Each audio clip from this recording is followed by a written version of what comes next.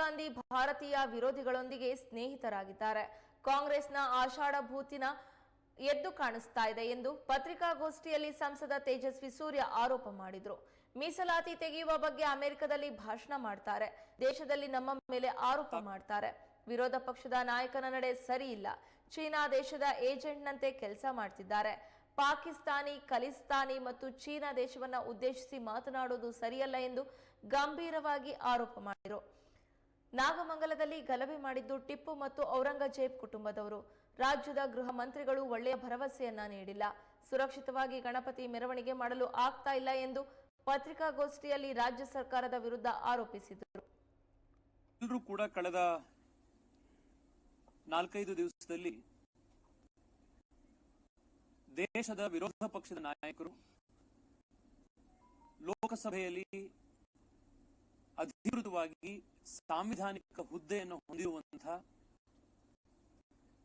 Leader of the opposition Rahul Gandhi ಅವರು ಅಮೆರಿಕದಲ್ಲಿ ಹಲವಾರು ಇಂಟರ್ವ್ಯೂಗಳಲ್ಲಿ, ಚರ್ಚೆಗಳಲ್ಲಿ ಭಾರತದ ವಿರುದ್ಧ ಮಾತನಾಡಿರೋದನ್ನ ಬಹಳ ಗಂಭೀರವಾಗಿ ದೇಶ ಇವತ್ತು ಪರಿಗಣಿಸ್ತಾ ಇದೆ. ರಾಹುಲ್ ಗಾಂಧಿ ಅವರ ಮಾತುಗಳು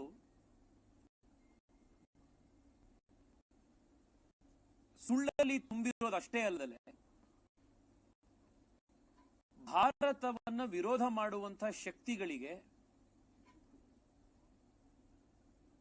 ಹೊಸದಾಗಿ ಒಂದು ಜೀವ ಕೊಟ್ಟು ಹೊಸ ಶಕ್ತಿ ಕೊಟ್ಟಂತೆ ಕಾಣಿಸ್ತಾ ಇದೆ. ವಿದೇಶದಲ್ಲಿ ರಾಹುಲ್ ಗಾಂಧಿ ಅವರು ಮೀಟ್ ಮಾಡಿರುವಂತಹ ವ್ಯಕ್ತಿಗಳು, ಅವರ ಆಂಟಿಸಿಡೆಂಟ್ಸು, ಅವರ ಹಿಸ್ಟ್ರಿಯನ್ನು ತೆಗೆದು ನೋಡಿದ್ರೆ ರಾಹುಲ್ ಗಾಂಧಿ ಅವರು ಯಾರು ಭಾರತದ ವಿರೋಧಿಗಳಿದಾರೋ ಅವ್ರ ಜೊತೆಗೆ ರಾಹುಲ್ ಗಾಂಧಿ ಅವರು ಸ್ನೇಹಿತರಾಗಿರುವಂತದ್ದು ಬಹಳ ಸ್ಪಷ್ಟವಾಗಿ ಕಾಣಿಸ್ತಾ ಇದೆ. India's enemies are Rahul Gandhi's friends. ಇದು ರಾಹುಲ್ ಗಾಂಧಿ ಅವರ ವರ್ತನೆ, ಅವರು ವಿದೇಶದಲ್ಲಿ ಆಡಿರುವಂತಹ ಮಾತುಗಳು, ಭೇಟಿ ಮಾಡಿರುವಂತಹ ಜನ, ಇದರಿಂದ ಬಹಳ ಸ್ಪಷ್ಟ ಆಗ್ತಾ ಇದೆ. ದೇಶದ ಒಳಗಡೆ ರಾಹುಲ್ ಗಾಂಧಿ ಅವರು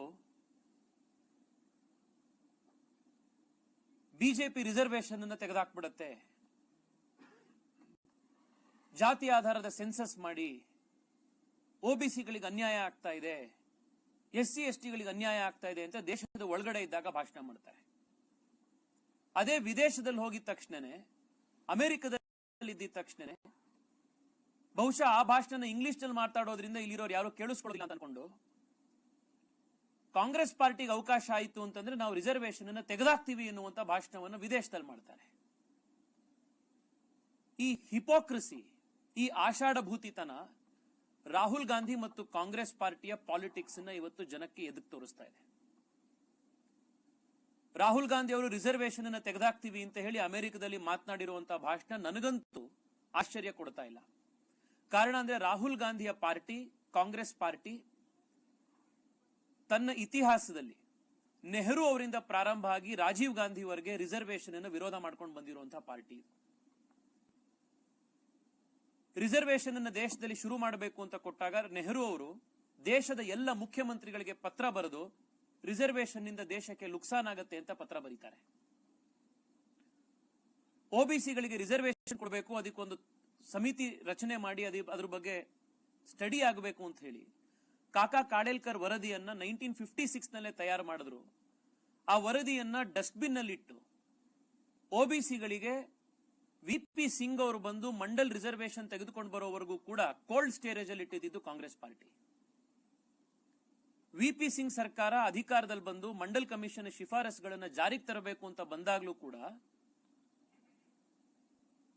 ರಾಜೀವ್ ಗಾಂಧಿ ಅವರು ಅವಾಗಿನ ಲೀಡರ್ ಆಫ್ ಅಪೋಸಿಷನ್ ಆಗಿ ಕಾಂಗ್ರೆಸ್ ಪಾರ್ಟಿಯ ಅಧಿಕೃತ ನಾಯಕರಾಗಿ ಅತ್ಯಂತ ದೊಡ್ಡ ವಿರೋಧ ಮಾಡಿದರು. ರಾಹುಲ್ ಗಾಂಧಿ ಅವರ ತಂದೆ ಅವರ ಇಡೀ ರಾಜಕೀಯ ಜೀವನದಲ್ಲಿ ಮಾಡಿರುವಂತ ಅತ್ಯಂತ ದೊಡ್ಡ ಭಾಷಣ ಯಾವುದು ಅಂತಂದ್ರೆ ಮಂಡಲ್ ಕಮಿಷನ್ ಶಿಫಾರಸ್ಸಿನ ವಿರೋಧ ಮಾಡಿರುವಂತ ಭಾಷಣ. ಶಿಕ್ಷಣದಲ್ಲಿ ಮತ್ತೆ ಉದ್ಯೋಗದಲ್ಲಿ ರಿಸರ್ವೇಶನ್ ಕೊಡಬೇಕು ಅಂತ ಪ್ರಸ್ತಾಪ, ಮಂಡಲ್ ಕಮಿಷನ್ ಪ್ರಸ್ತಾಪ ಬಂದಾಗ ರಾಜೀವ್ ಗಾಂಧಿ ಅವರು ನವಭಾರತ್ ಟೈಮ್ಸ್ ಅನ್ನುವಂತ ಒಂದು ನ್ಯೂಸ್ ಪೇಪರಿಗೆ ಇಂಟರ್ವ್ಯೂ ಕೊಡ್ತಾ ರಿಸರ್ವೇಶನ್ ಕೊಡುವಂತ ನೆಪದಲ್ಲಿ ನಾವು ಬುದ್ಧುಗಳಿಗೆ, ಇದೇ ಪದ ನಾನು ರಿಪೀಟ್ ಮಾಡ್ತಾ ಇದ್ದೀನಿ, ರಿಸರ್ವೇಶನ್ ಕೊಡುವಂತ ನೆಪದಲ್ಲಿ ನಾವು ಬುದ್ಧುಗಳಿಗೆ ಪ್ರೋತ್ಸಾಹ ಕೊಡೋದಿಕ್ಕಾಗೋದಿಲ್ಲ ಅನ್ನುವಂತ ಮಾತನ್ನ ರಾಜೀವ್ ಗಾಂಧಿ ಅವರು ಈ ದೇಶದ ಒಬಿಸಿ ವರ್ಗಕ್ಕೆ, SC ST ವರ್ಗಕ್ಕೆ ಅನ್ಯಾಯ ಮಾಡಿ, ಅಪಮಾನ ಮಾಡಿ ಮಾತನಾಡಿದ್ದಾರೆ. It is on record.